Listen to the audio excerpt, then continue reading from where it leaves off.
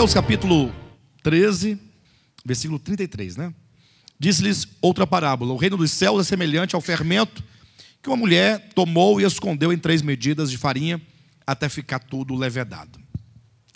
O pastor Fernando ministrou aqui uma palavra há 3 semanas, numa quarta-feira, na minha ausência, os irmãos devem se lembrar, quem esteve aqui.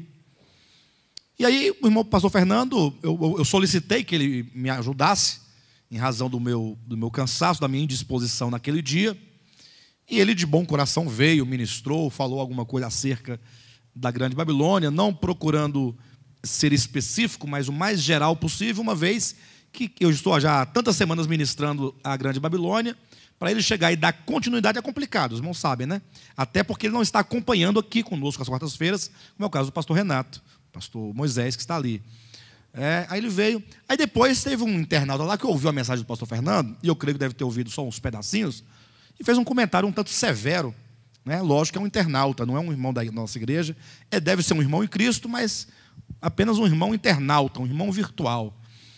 Aí eu teci um comentário para o nosso irmão, eu dei alguns conselhos para ele, né?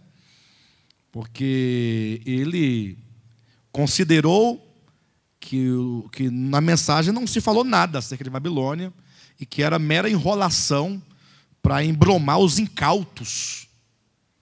Lógico que não usou essas palavras tão sofisticadas, mas a ideia era essa, né? Enrolar a massa, digamos assim. E aí ele pegou e foi categórico. Em 17 linhas ele colocou que a Babilônia, ponto final. Babilônia é isto. Para que ficar embromando? Para que essas coisas? E aí eu disse para ele que ele fosse sábio, que ele assistisse às mensagens anteriores, todas as outras. São 46 mensagens, com essa 47 mensagens do Apocalipse, que ele ponderasse, que ele fundamentasse seus argumentos, que ele estudasse, que ele fosse crítico, mas que ele fosse um crítico que não passasse vergonha ao fazer crítica alguma nesse sentido. Mas aquela questão, aí eu fico preocupado com isso, não com o que dizem, né? A minha preocupação é com aqueles com quem eu tenho essa comunhão mais próxima e, sobretudo, aqueles que confiam no nosso ministério e aqueles em que nós temos essa responsabilidade de que os irmãos possam fundamentar a fé dos irmãos não de maneira dogmática, mas de maneira, vamos colocar nesses termos, científica. Aí eu quero explicar para os irmãos essa questão do dogmático e do científico, para os irmãos entenderem. Então, entenda a questão do dogmático da seguinte maneira: o mundo tem muitas religiões, perfeito? Religiões. Quando se fala de religiões, você não pode pensar em Assembleia de Deus, Batista, Presbiteriana, porque são denominações. Cuidado para quando você pensar essas coisas, você ter o critério, né, semântico do uso das palavras. Até porque esse irmão que fez esses comentários, ele falou de religiões e misturava com denominação e com igreja. Ou seja, ele não tem critério de saber o que é igreja, o que é denominação, o que é religião, coisas que são extremamente diferentes. Então, o mundo tem muitas religiões. O cristianismo é uma delas. Aí o cristianismo, enquanto religião, se opõe, digamos, ao hinduísmo, que é outra religião, ao budismo, que é outra religião. Agora, o cristianismo, ele está fragmentado em muitas denominações, perfeito? Ou seja, muitos grupos, todos cristãos. Mas pensando na questão da religião, ou das religiões, nesse sentido do cristianismo, enquanto uma religião, a fé cristã é dogmática. O que é o dogma? O que é o dogmatismo? Ora, o dogma quer dizer a crença em algo que não foi verificado e que não pode ser comprovado. Isso é um dogma. Então, o cristianismo, por exemplo, ele crê que Jesus Cristo é o Filho de Deus. As outras religiões não creem dessa maneira.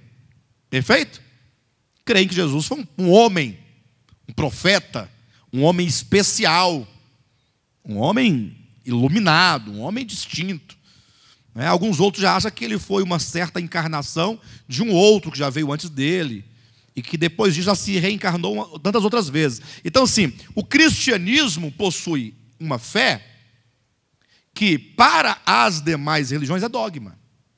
Porque nós não temos, em relação a elas, como provar a nossa fé. Tem como eu provar para as outras religiões que Jesus Cristo é o Filho de Deus, encarnado, o Verbo eterno, e que a sua morte de fato é substitutiva, que nos redimiu de todo o pecado? Tem como eu provar isso para eles? Se eu for com a Bíblia Sagrada para provar, eu falo, não, mas esse livro é seu, você escreveu ele, ué.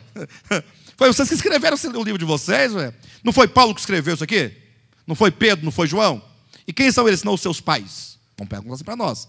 Aí tira a nossa autoridade, porque eu creio que esse livro é sagrado, mas as demais religiões não creem dessa maneira. Então, entendendo o cristianismo enquanto religião em relação às outras religiões, nós temos uma fé que não pode ser comprovada cientificamente. Portanto, um dogma. Então, o cristianismo é dogmático em relação às demais religiões, em relação à ciência, em relação ao academicismo, né?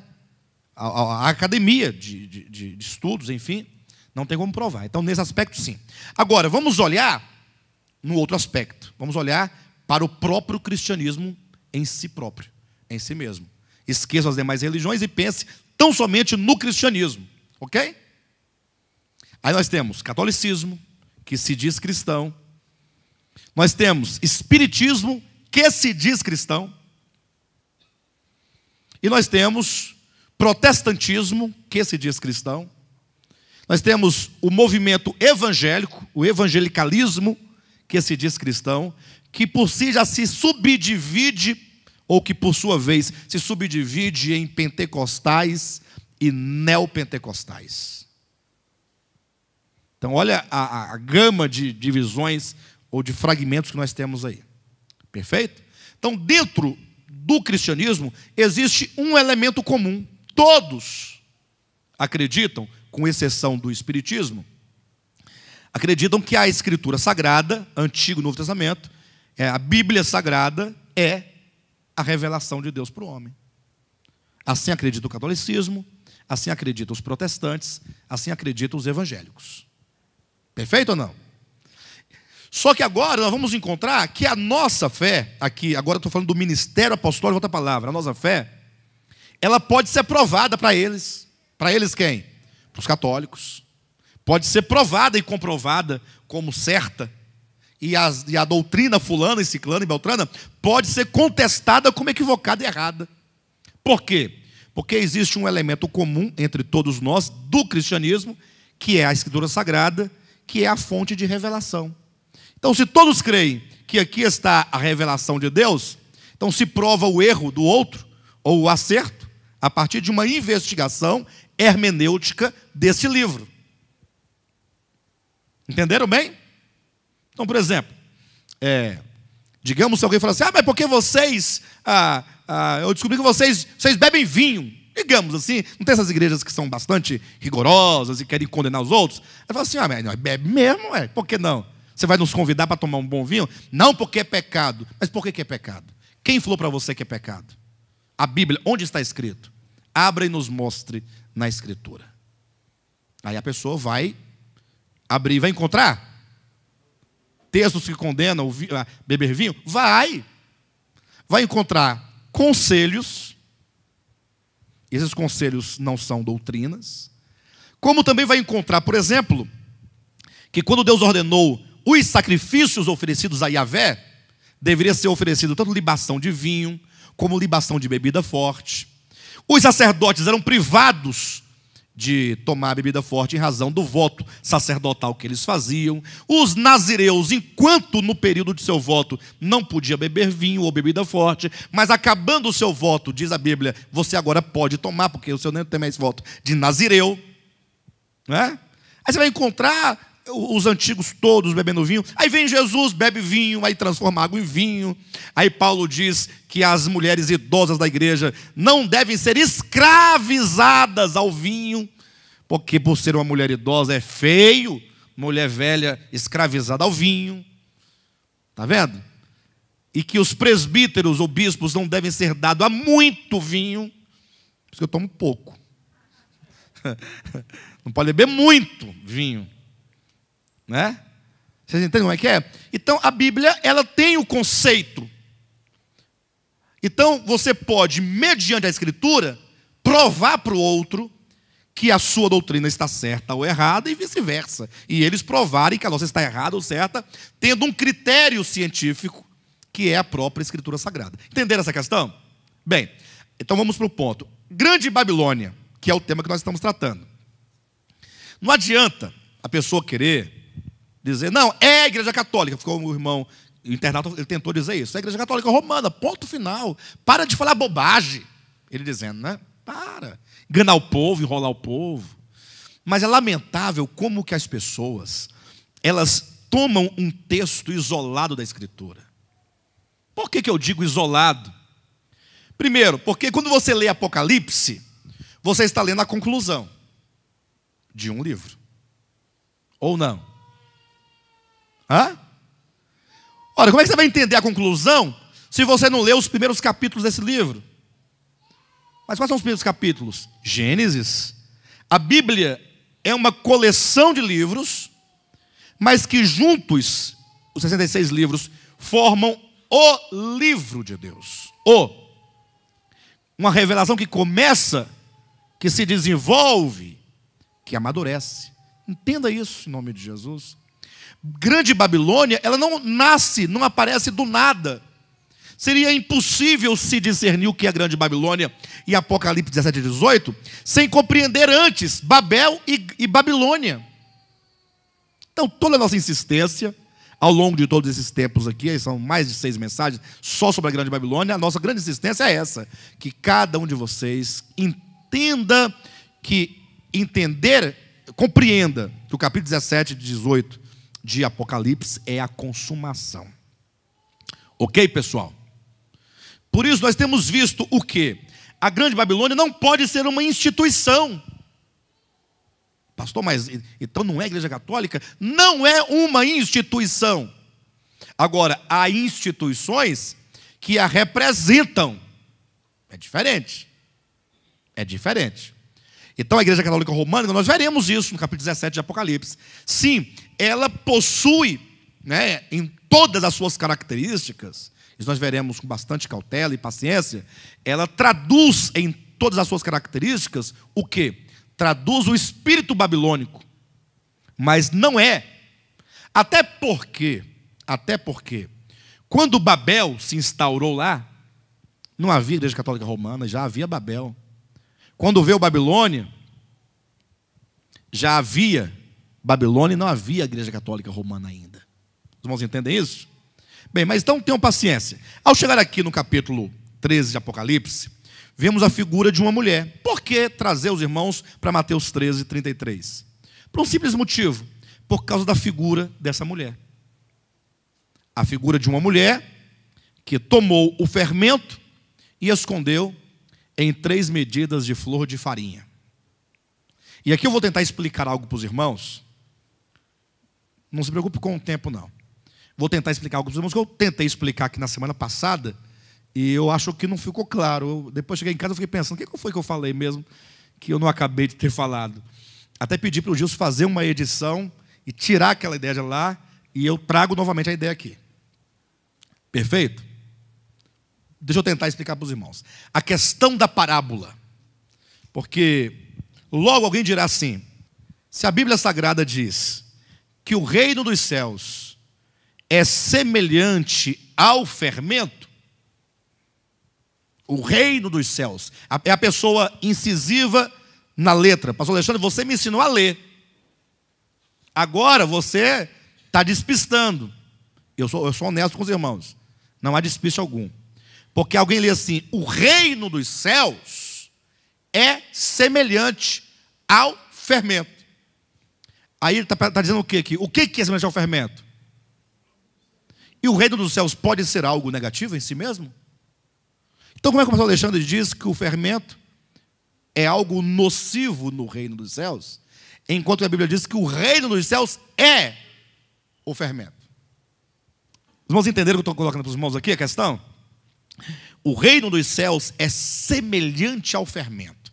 Aí, ao lermos isso, nós temos que aprender a ler uma parábola.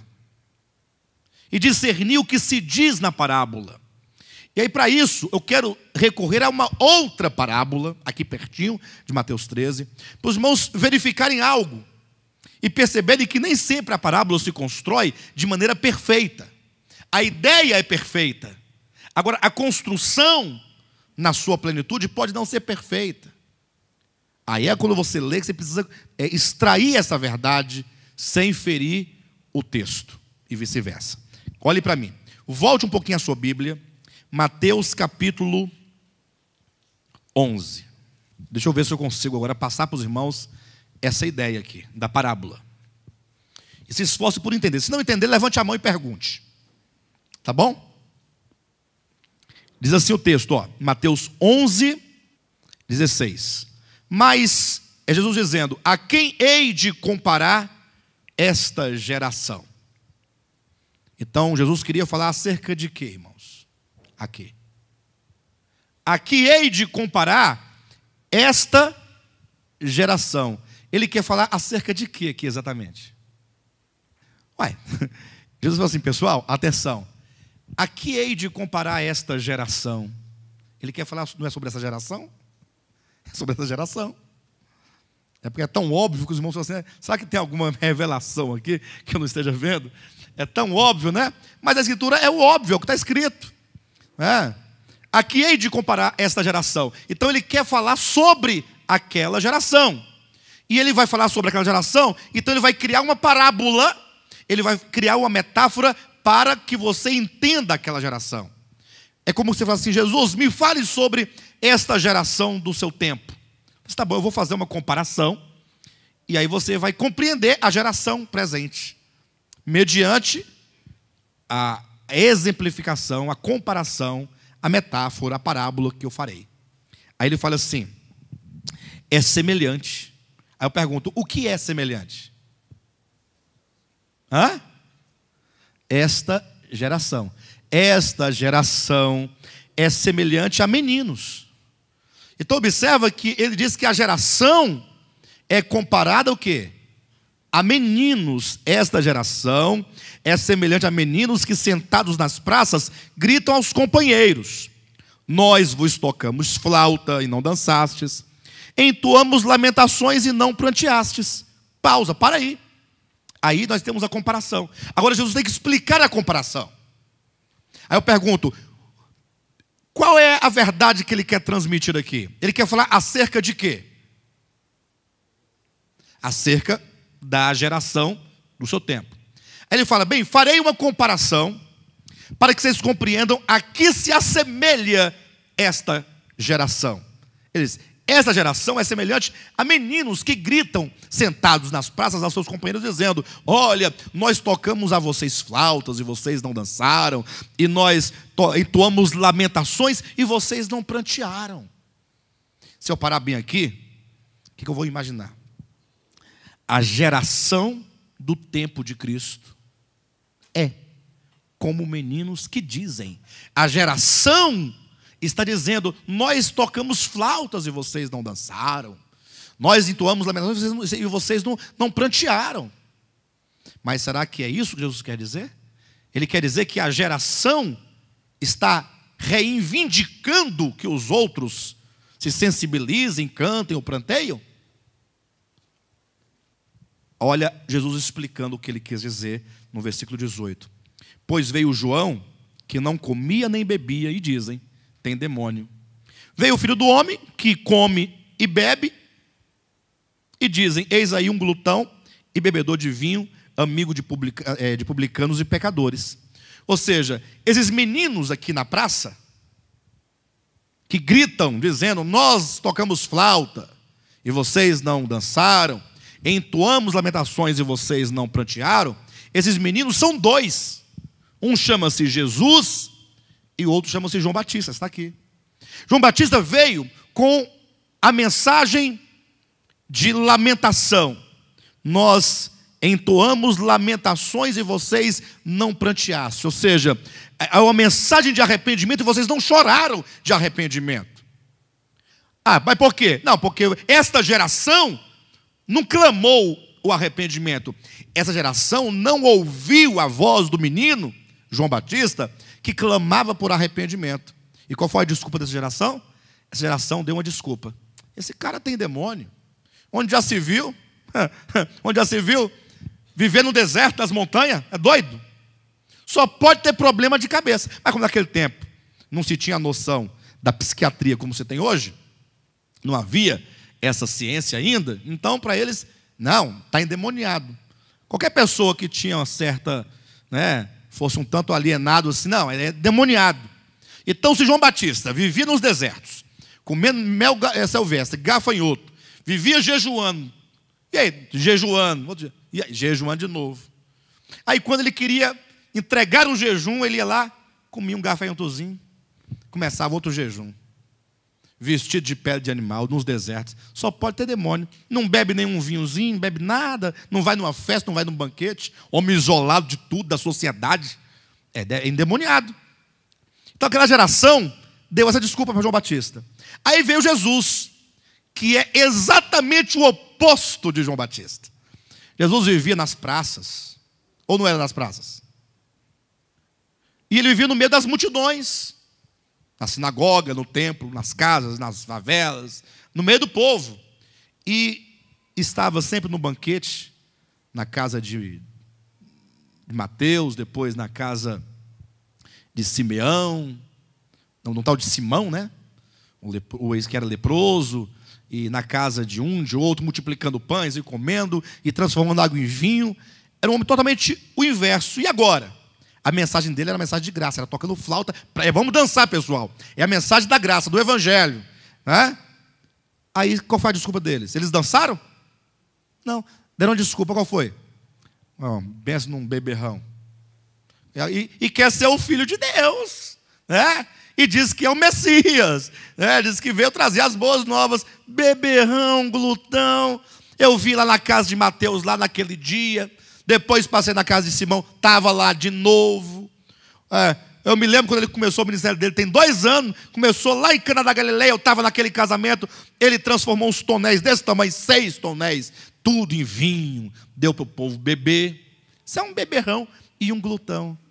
Então o texto não quer dizer, atenção, que aquela geração são como os meninos.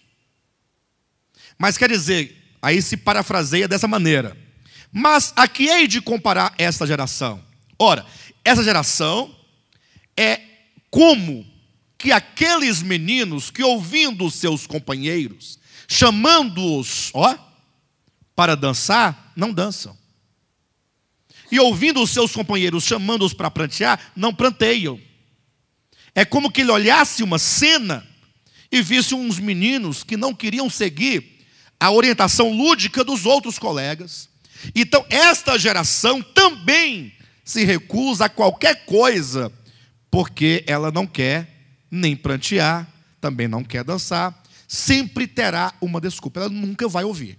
Então, eu trouxe os irmãos para essa parábola aqui desses meninos, para ilustrar como que a construção, esta geração é semelhante a meninos, não quer dizer que a geração são os meninos, mas constrói-se uma ideia para que dela você perceba qual é a verdade que se diz. Jesus explica.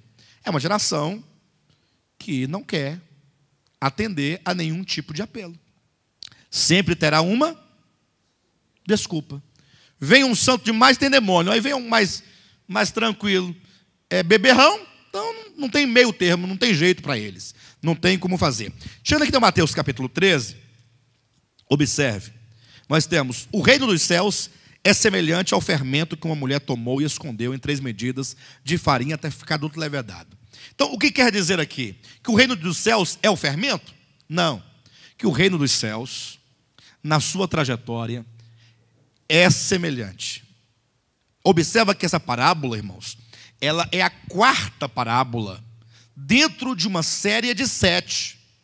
Então, devemos ler as 7 parábolas ordenadamente, procurando compreender toda a construção que Jesus fez acerca do reino dos céus. Então, ele começa com a parábola do semeador, como quem diz o seguinte: o semeador saiu a semear. Nesta primeira parábola, ele não começa dizendo o reino dos céus é semelhante. Não. Por que não?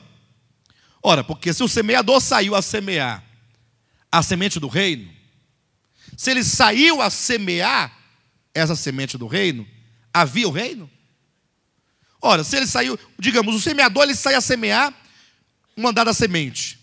Se ele vai semear, aquela semente já existe plantada e crescida? Não. Então na primeira parábola não diz: eis que o reino dos céus é semelhante a um semeador, porque o semeador ele sai a semear o reino.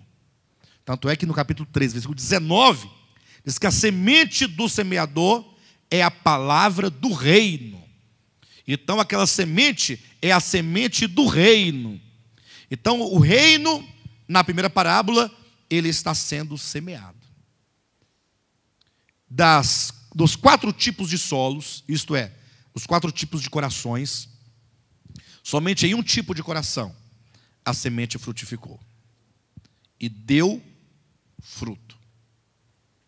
É naquele coração, cuja terra é uma terra boa, é uma terra trabalhada pelo Espírito Santo, porque a salvação é obra do Espírito Santo, de modo que ela tinha condição espiritual de que aquela semente do reino gerasse vida naquele coração e frutificasse. Então, na primeira parábola, semeia-se o reino.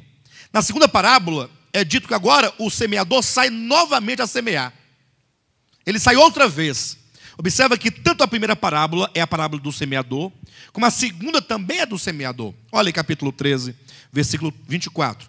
Outra parábola lhe propôs, dizendo: agora vem, o reino dos céus é semelhante a um homem que semeou boa semente no seu campo. Aí eu pergunto: o reino dos céus é semelhante a um homem que semeou? Ou o reino dos céus é semelhante ao campo semeado por este homem? O reino dos céus é semelhante a um homem que semeia? Ou é semelhante a um campo semeado por um tal homem? Está vendo como nós temos que ler o texto e procurar discernir o que o texto quer dizer? Do contrário, diríamos: não, o que é o reino do céu? Não, o reino do céu é semelhante a um homem. É um homem semeando. Então, onde tiver um homem semeando, é o reino dos céus. Não, o reino dos céus é semelhante a... 2 pontos. Aí, pense agora. Um homem que semeou boa semente no seu campo. E essa semente agora no campo, atenção, não é a mesma semente da primeira parábola. Porque a semente da primeira parábola do semeador é a palavra do reino. Agora a semente aqui no capítulo 13, do versículo 24 em diante, agora essa semente são os filhos do reino. Versículo 38. O campo é o mundo, a boa semente são os filhos do reino. Aí, para você não ter nenhuma dúvida do que eu estou dizendo, veja, 13 e 19, primeira parábola. A todos os que ouvem a palavra do reino e não a compreendem, vem o maligno e arrebata o que lhes foi semeado no coração. Perfeito? Ó, a todos que ouvem a palavra do reino e não a compreendem, vem o maligno e arrebata o que lhes foi semeado no coração. O que foi semeado no coração? A palavra do reino. Essa semente, aqui na primeira parábola, é a palavra do reino. Agora, na segunda parábola, 13:38, diz: o campo é o mundo, a boa semente são os filhos do reino. Quem é a semente na segunda parábola? Os filhos do reino. O que é a semente na primeira parábola? A palavra do reino. E o que é a semente na segunda parábola? Os filhos do reino. E o que é a semente na primeira parábola? O que é a semente na primeira parábola? A palavra. E na segunda parábola? Os filhos. Então, a palavra regeneradora, na primeira parábola, faz dos que receberam a palavra sementes. Quantos recebem a palavra na primeira parábola, tornam-se sementes, e agora essas sementes são os próprios filhos do reino. E agora é dito que o semeador semeou no campo a boa semente, ou seja, semeou os filhos do reino. E o que é o campo? No 38 diz: o campo é o mundo. Então, onde é que os filhos do reino estão plantados? Não é no céu? Não é na lua? Não é em Marte? É na terra, no campo. O campo é o mundo. Então, O mundo é o grande campo onde os filhos do reino estão plantados. Então, o que Jesus quer ensinar com essa outra parábola? Primeiramente, que o reino dos céus nasce enquanto um tanto de filhos do reino, como sementes, plantados e, portanto, uma grande lavoura. O reino dos céus é uma grande lavoura constituída de filhos do reino. Entretanto, algo aconteceu. Aí ele continua a parábola do joio e do trigo, dizendo que veio o inimigo, isto é, versículo 38 diz, que é o diabo, que é o maligno, e semeou no meio que os filhos do maligno, olha. Então, o reino dos céus, agora é uma mistura. Ele está revelando o que aconteceria ao povo de Deus e à igreja de Deus. Chegaria um tempo na história, na trajetória da igreja, que haveria uma mistura de falso com verdadeiro. E que não era possível que você separasse o joio e o trigo. Não separe o joio do trigo. Deixa. Um dia os anjos de Deus vão separar o joio do trigo. Naquele dia vai dar tudo certo. Porque quando você arrancar o joio, você pode arrancar também o trigo. Que as raízes, às vezes, lá debaixo da terra, acabam se entrelaçando, você arranca. Ele está mostrando o que aconteceria.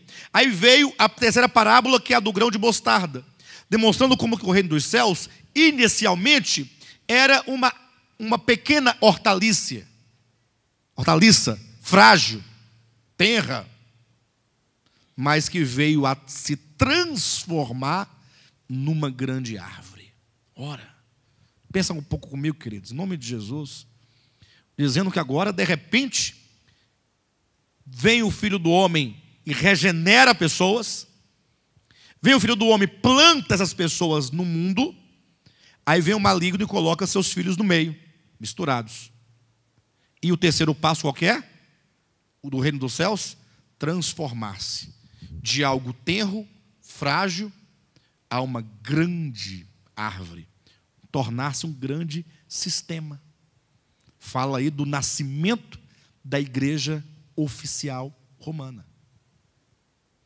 Porque o infiltrar-se de filhos do demônio ou do maligno no meio dos filhos de Deus, fala quando Constantino, o Grande, ele adotou a igreja como religião oficial de Roma, de modo que agora todos os romanos deveriam adotar a religião cristã como religião oficial e tornar-se a qualquer custo cristãos.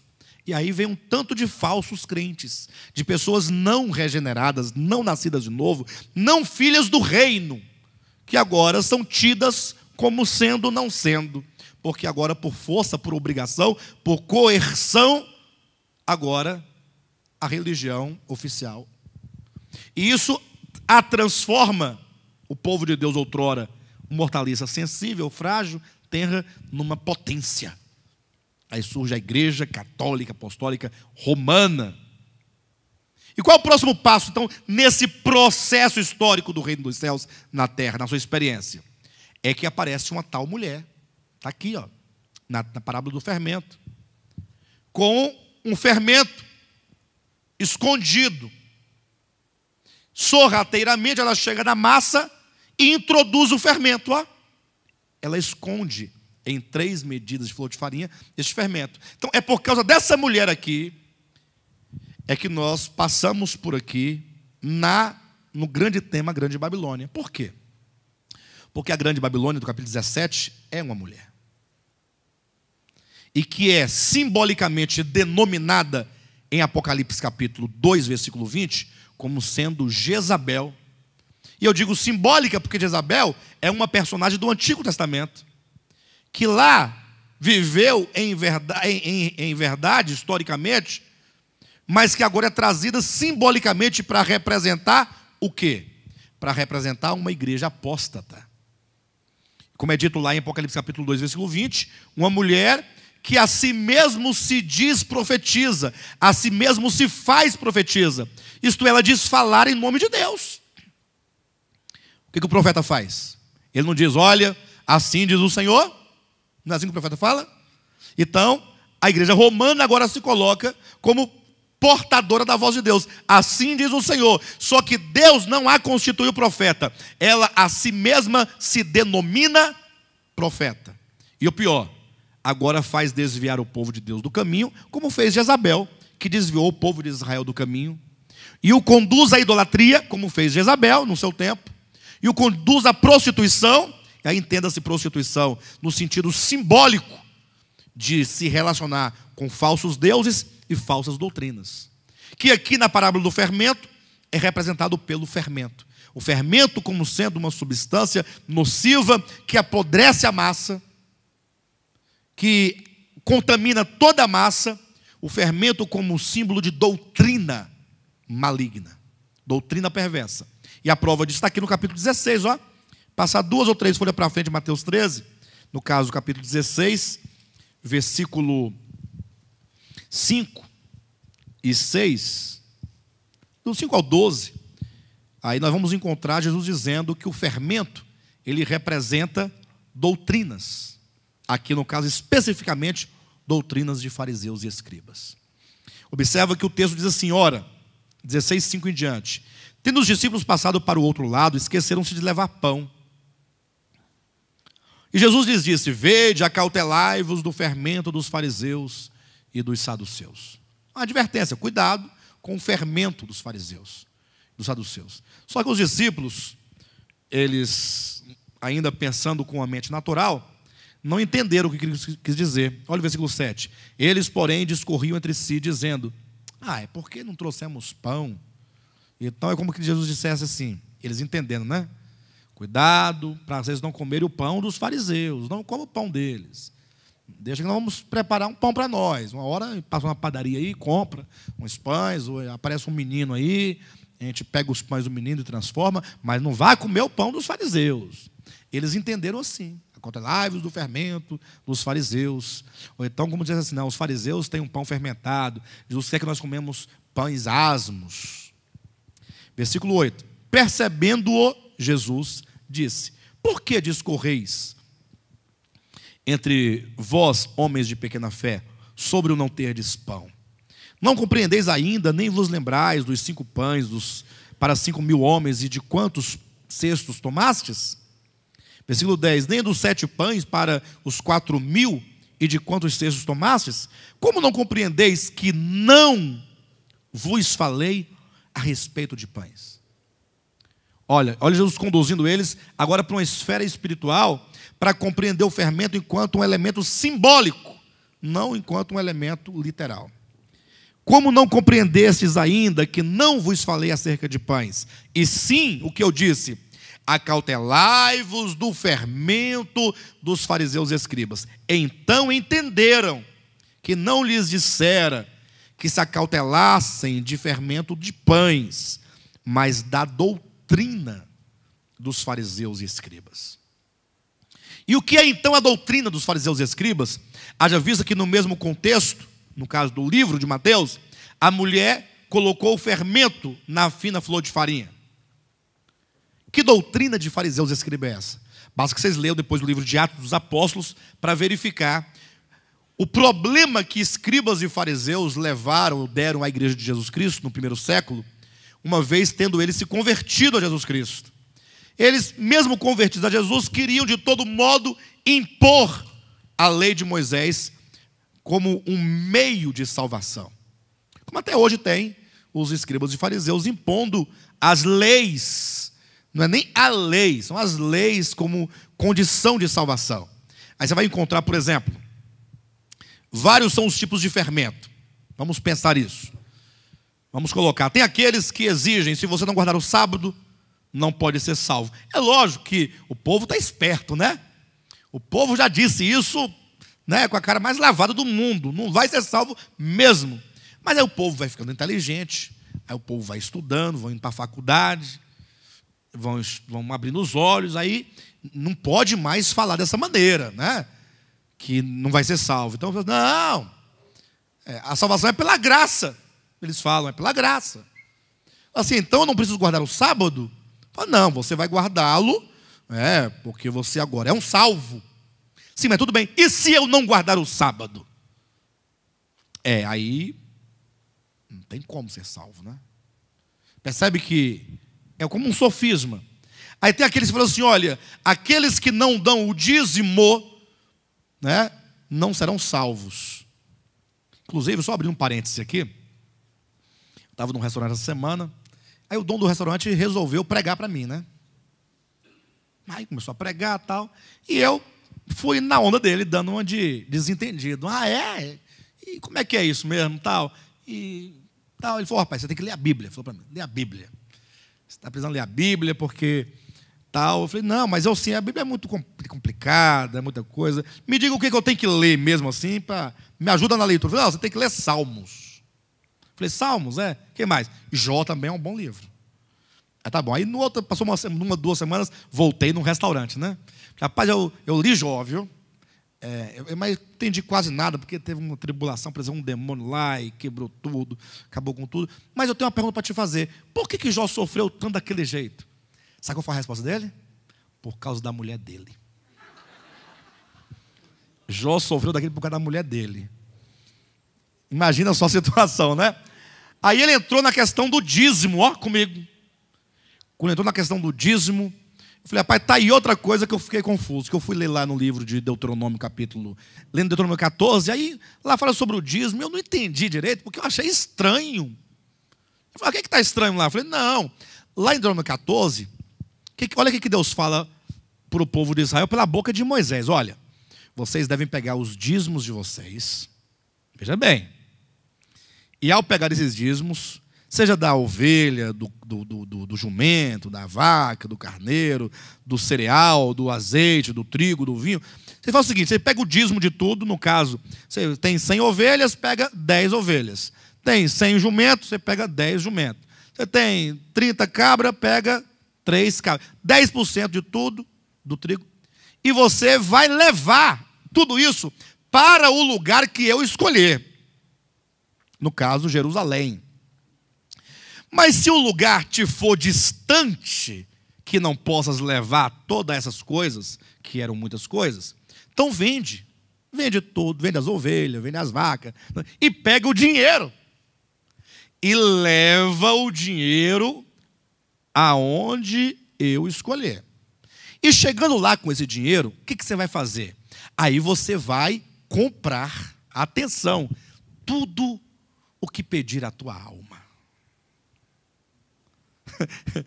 Tudo o que pedir a tua alma. Se tua alma pedir um carneiro, compra um carneiro. É um churrasco de carneiro. E coma. Não se esqueça das viúvas, dos pobres, mas sai para você comer o seu dízimo lá. Se sua alma pedir uma vaca, coma uma vaca. Assa. O que a tua alma pedir? Vinho. Bebida forte. Está escrito na Bíblia. Tudo o que a tua alma pedir. Aí eu falei assim, a minha alma está pedindo uísque. Eu falei para o dono do restaurante, a minha alma está pedindo uísque, eu devo pegar meu dízimo e tomar de uísque?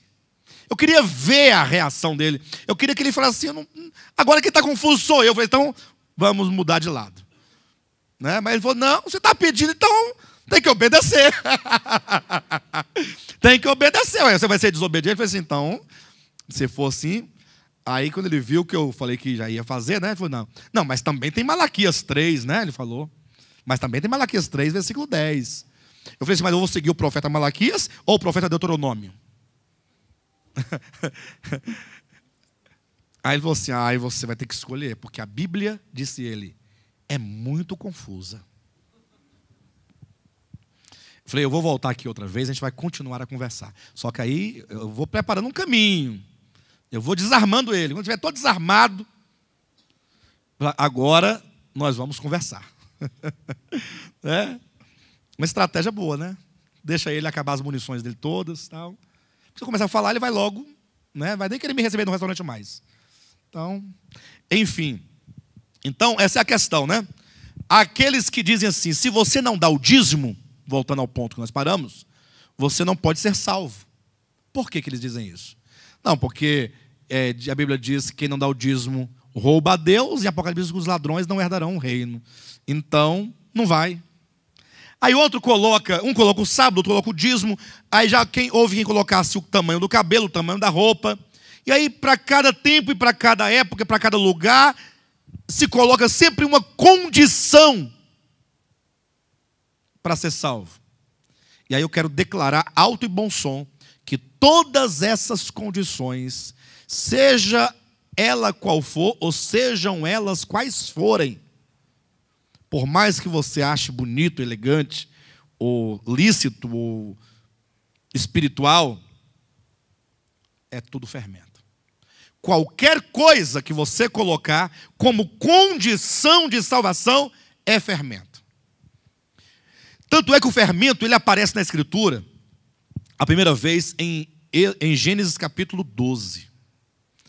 Ali associado, o fermento associado à Páscoa. O que é a Páscoa? 1 Coríntios 5, 7. É Êxodo, né, amados? Me perdoa, eu falei Gênesis, foi, amados? Tá, volta aí. Trouxe a fita, cortou, tal. A primeira vez que o fermento aparece na Escritura é em Êxodo capítulo 12, associado à festa da Páscoa. Eu pergunto, o que é a Páscoa? 1 Coríntios 5, 7. O que é a Páscoa?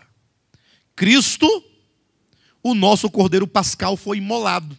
A Páscoa é o sacrifício de Cristo. É o sacrifício do Cordeiro de Deus.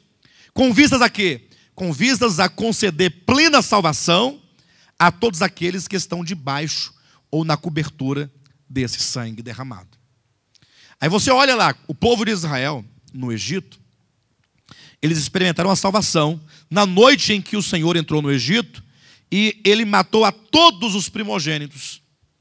Agora, somente nas casas em que havia o sinal do sangue do cordeiro imolado, nas ombreiras, nos umbrais, nas portas, nessa casa em que tinha esse sangue como marca do cordeiro imolado da Páscoa, nesse o anjo destruidor, ou o destruidor, como diz Êxodo capítulo 12, não mataria. Então, 12:46. Então vejam a situação. Então aquela salvação experimentada pelos hebreus representa a salvação nossa. Assim como eles estavam lá aprisionados no Egito como escravos de Faraó, ali sob feitores, totalmente condenados. E o Senhor então os tirou de lá com mão poderosa mediante o sacrifício do cordeiro, que é a Páscoa. Assim nós também estávamos escravos no mundo, perdidos, condenados, e o Senhor nos salvou mediante o sacrifício de Cristo. Os hebreus não podiam dizer depois, não. Primeiro, nós saímos do Egito porque nós quisemos. Segundo, porque nós lutamos. Terceiro, porque fomos capazes. Poderia dizer assim? Os hebreus? Nunca. Tanto é que, olha a palavra de Deus. Vistes como eu, com mão poderosa, vos tirei da terra do Egito. A salvação é a mão poderosa de Deus. Querem uma prova bíblica? Isaías 53. Quando o próprio Isaías, profeticamente, ele declara: Senhor, quem creu em nossa pregação? E isso Paulo vai usar isso em Romanos capítulo 10, versículo ali 18 em diante, para falar da pregação que Cristo fez a toda a terra da Judéia. Quem creu em nossa pregação é a pregação do Evangelho. E aí vem em seguida: e a quem foi revelado o braço do Senhor. Então, para que haja salvação, duas coisas são necessárias: a pregação. Senhor, quem creu em nossa pregação? Alguém tem que pregar essa mensagem da boa nova. Mas deve haver, no espírito daquele que ouve, a revelação do braço do Senhor. E o que é o braço do Senhor? Olha, esse evangelho fala que nós estávamos totalmente num tremedal de lama, perdidos, areia movediça, e Deus se inclinou, para nos tirar daquele lugar. Como é que Deus se inclinou? Será que o que significa Deus se inclinando e estendendo a sua mão?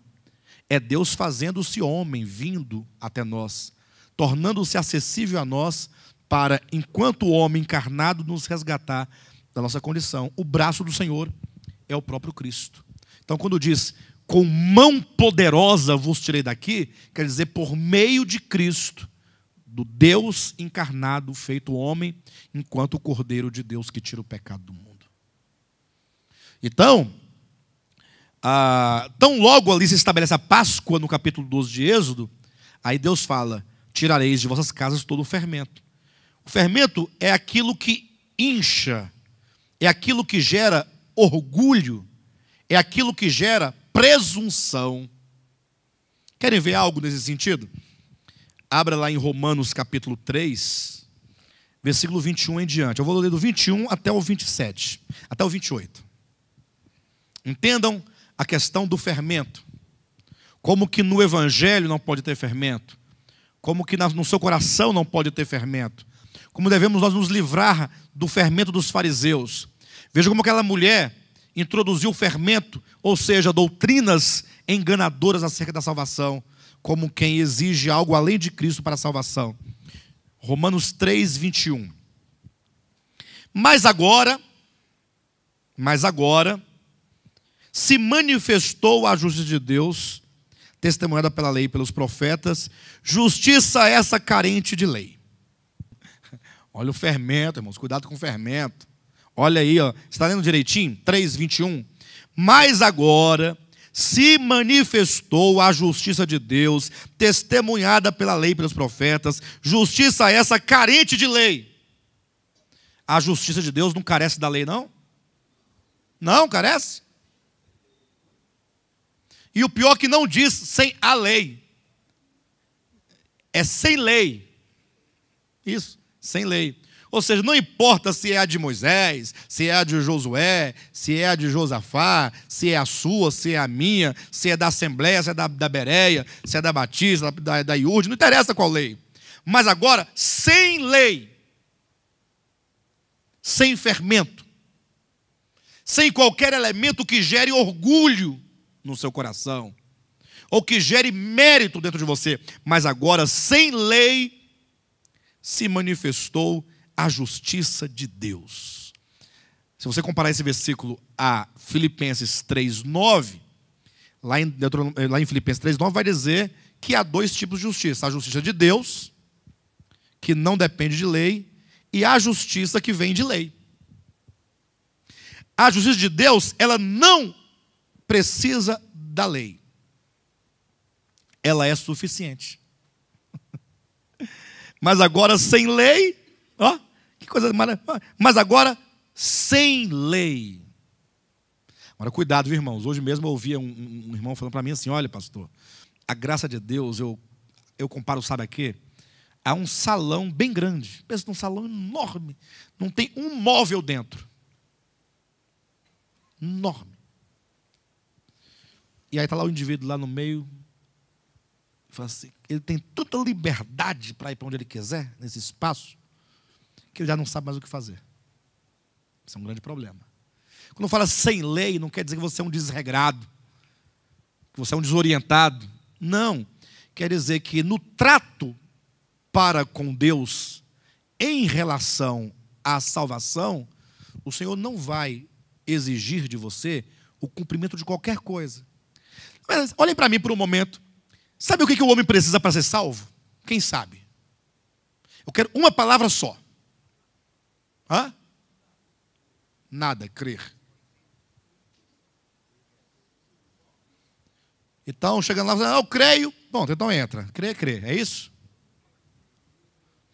O que o homem precisa para ser salvo? Está todo mundo certo e todo mundo errado, dentro do nosso contexto. O homem só precisa de uma coisa para ser salvo, e sem ela jamais poderá ser salvo: de justiça. Os injustos não podem entrar. Como é que o injusto vai entrar lá? Se o reino de Deus não tem injustiça. O reino de Deus é justiça, é paz, alegria e justiça. Então, o homem, para ser salvo, para entrar na eternidade com Deus, ele precisa de justiça. Você tem que ter justiça. Quem foi que disse que a salvação é de graça? Não é de graça não, mesmo. Ninguém entra lá de graça. Você tem que ter justiça. Ou não? Agora, existe a justiça humana, que Isaías chama de trapo de imundícia, que é baseado em lei, em cumprimentos. E por que a justiça humana baseada em leis, em normas, em regulamentos, em mandamentos, é um trapo de imundícia? Ora, porque o homem não é capaz de permanecer em todas as coisas escritas no livro da lei. Nenhum homem é capaz.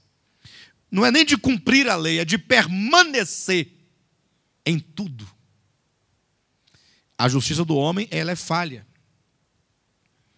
A justiça humana é caída. É por isso que Deus, vendo o homem na sua condição, e sendo assim, nenhum homem poderia jamais ser salvo, nenhum. Deus falou, não, eu vou providenciar o evangelho. Eu vou providenciar uma justiça para vocês. Quem quer essa justiça? Hã? Aí quanto custa? Não, ela não custa. É pela fé. Você recebe a justiça pela fé. Olha. Ah, porque a salvação é pela fé, então quer dizer que ela é assim de graça? Não. Ela é caríssima. A salvação, ela é tão cara que ninguém pode comprar. Ela é tão cara que ninguém pode. Você pode ter vestido comprido, língua comprida, cabelo do sovaco comprido, cabelo das pernas comprido, tudo comprido seu. Dízimo comprido, não vai resolver nada. Você não pode comprar a salvação, porque ela requer justiça, e a justiça, qual seja ela é insuficiente, a justiça humana é insuficiente. Agora, quando fala que a salvação é pela fé, quer dizer, a salvação é pela justiça, que se adquire mediante a fé. Leia comigo. Mas agora, sem lei. Quem quer falar comigo sem lei? Vamos lá. Sem lei. É bom falar isso, né? Coisa maravilhosa. Se manifestou a justiça de Deus, testemunhada pela lei e pelos profetas. Justiça de Deus, olha, mediante a fé em Cristo Jesus, para todos. Para todo mundo? É, para todos os que creem. Porque não há distinção. Quando diz para todos, não quer dizer qualquer um, quer dizer, todos quer dizer não somente para os judeus. Porque Deus não faz distinção se você é judeu ou grego. Desde que creia, você pode ser grego. Pode ser até brasileiro. Né? Não tem problema nenhum. Mas se você crê no sacrifício, então essa justiça lhe é dada gratuitamente. A salvação não é gratuita. Ela custou o sacrifício do Filho de Deus. É caríssimo. O problema da lei do Antigo Testamento é que ela é tudo aquilo que o homem não é. É uma coisa totalmente antagônica. Então, veja, versículo 23. Pois todos pecaram. Quando diz pois todos, quer dizer o judeu e o grego. Não somente os gentios pecaram. Até porque havia um conceito no povo de Israel de que os gentios eram os pecadores. Você quer uma ideia como tem essa questão que os gentios são os pecadores? Basta ler o Salmo de número 1. Quando diz lá, os pecadores não prevalecerão na congregação dos justos. Justo é o povo de Israel. E os pecadores são os gentios. Esse pensamento vem sendo corrigido por Paulo, sobretudo em Romanos capítulo 2. Ou melhor, em Gálatas capítulo 2. Ele corrige a questão dos judeus chamarem os outros de pecadores por não se acharem pecadores. Versículo 24. Sendo justificados gratuitamente.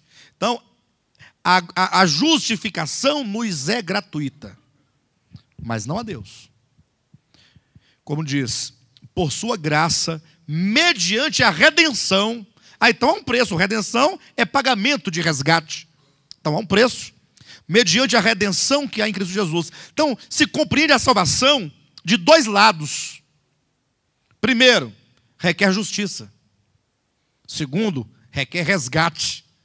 Então, justiça e resgate são coisas caríssimas para Deus. Para nós, nós recebemos essa redenção e essa justiça de Deus gratuitamente. Não para ele. Há um preço. Quem julga que ser salvo tão somente por crer em Cristo é coisa barata, não entende a fé. Ah, mas vocês acham que só porque vocês creem vão ser salvos? Só crer? Ah, mas não é só crer, porque o crer aqui é apropriar-se de algo caríssimo. Quem crê recebe gratuitamente uma grande riqueza. A prova disso é 1 Pedro, capítulo 1, versículo 19. Vós não fostes resgatados, não foi com ouro ou prata, mas pelo precioso sangue de Cristo, como de cordeiro sem defeito. Olha como que a redenção é caríssima. Versículo 25. A quem Deus propôs no seu sangue, como propiciação, mediante a fé, para manifestar a sua justiça, por ter Deus na sua tolerância, deixado impunes os pecados anteriormente cometidos, tendo em vista a manifestação da sua justiça no tempo presente, para ele mesmo ser justo e o justificador daquele que tem a fé em Jesus. Para ele mesmo ser justo e justificador. Quem é o justo? É ele. E quem é o justificador? É ele. E nós somos alvo, portanto, do justo e do justificador. Versículo 27. Onde, pois, o fermento? A jactância. Onde, pois, esse orgulho? Ele está repreendendo, como quem pergunta assim, por que você está tão inchado? Por que você, quando vê uma pessoa desgraçada na rua, você olha para ela com desdém, porque você se vê salvo e ela perdida? Porque você é um drogado, é um pecador, que não quer aceitar Jesus, como se dependesse dele, e como se você fosse melhor do que ele por ter condições de crer, de aceitar, de perseverar, de fazer e de acontecer. Por que a jactância? Aí Paulo pergunta, onde, pois, a jactância? Vocês entendem por que ele coloca esse onde aqui? Onde a jactância? Ele quer dizer, em que lugar do evangelho há espaço para o seu orgulho? Esse onde é, em que lugar no evangelho existe pelo menos um pedacinho para você colocar o seu eu lá, eu fiz. Mas não tem espaço no evangelho. Onde, pois, a jactância foi de todo excluída. Ora, se foi excluída, havia. Havia onde? Na lei. Na lei. A lei que, enquanto normas positivadas por Deus, dizia, faça, se você fizer, eu farei. Então, no caso, havia ali um elemento que fazia o quê? Com que você, de alguma maneira, se orgulhasse. Agora, é lógico que quando Deus fez isso, Ele o fez propositadamente. Ele deu a lei com essa intenção de te provocar. A lei, na verdade, era um ferrão. É para provocar, é para ficar te cutucando. É para provocar. Até porque a Bíblia diz em 1 Coríntios 15, 57, 56, que o aguilhão do pecado, o ferrão do pecado, fica espetando, é a lei. Usar a lei para te provocar, para te cutucar, para te espetar. A lei de Deus, na sua essência, é santa. Na sua função, é morte. Tem que diferenciar enquanto essência e enquanto função. A lei de Deus é santa, é justa, é boa. Não é? Em si mesma, na essência, ela só fala o que é bom. Mas e quanto à função dela? Enquanto ministério da morte. Como é que ela agia para levar o homem a quê, inclusive? Ela agia como que para enganar o homem, no sentido de faça isso sabendo que você não pode fazer. Faça isso sabendo que você não é capaz de fazer, porque a lei é espiritual, eu todavia sou carnal. Então quando Deus diz faça, usando a lei, Deus sabe que você não fará, então Ele está te provocando e te levando, isso é a funcionalidade da lei, para te jogar numa condição de réu. Então, na sua função, é exatamente assim. Agora, em si mesmo, na sua natureza, fala de Deus, né? Onde, pois, a jactância foi de todo excluída? Quando foi esse momento? Foi de todo excluída. Quando aconteceu isso? No mais agora, 21. Mas agora, daqui para frente, não há lugar para a jactância. Agora, mas agora. Esse agora não é o agora quando Paulo escreve, é o agora dispensacional. Mas agora, desde que Cristo morreu, daí para frente, nada se exige. Agora é sem lei. Para com essa bobagem de querer pregar salvação por meio de qualquer mérito humano. Não há na economia de Deus salvação por meio de obras, e nem salvação por meio de fé mais obras, e nem salvação por meio de uma fé insuficiente que carece de obras para completá-la. Não há isso. Por isso que Paulo vai dizer em 1 Coríntios capítulo 3, versículo 12 em diante, versículo 10 em diante. Ele diz, mas a graça de Deus que me foi confiada, né? Eu, como um prudente construtor, lancei o fundamento. E outro edifica sobre ele. Agora, cada um veja lá como edifica. Esse que é o versículo 11. Aí no 12 ele diz assim, no 11 ele diz, porque ninguém pode lançar outro fundamento além do que foi posto, o qual é Cristo Jesus. Alguém pode lançar outro fundamento? Hã? Qual é o fundamento? E o que significa lançar outro fundamento? É qualquer base na qual se sustenta a salvação de alguém. A edificação, a vida, o viver, as obras, o proceder, não implica salvação. Implica galardão e disciplina. Está em 1 Coríntios, capítulo 3, versículo 10, 11, 12, 13, 14, 15. Quando lá diz, se as obras de alguém se queimar, porque no dia será provada pelo fogo, ela vai vir à tona, o irmão foi reprovado, mas ele estava sobre o fundamento. Mas se as obras se queimar, sofrerá ele, não elas, ele, o dono das obras, sofrerá ele dano, mas o mesmo, essa mesma pessoa que sofreu o dano, será salvo. Porque estava no fundamento. Ninguém pode lançar outro fundamento. Para de lançar outro fundamento na vida sua e dos outros, inclusive. Prega Cristo, Jesus. Mais nada. Aí eu falo assim, mas só Jesus? Você está achando pouco? Jesus é pouco para você? Mas por que a gente acha que Jesus é pouco? Por quê? Porque nossos corações estão cheios de pó royal, cheios de fermento,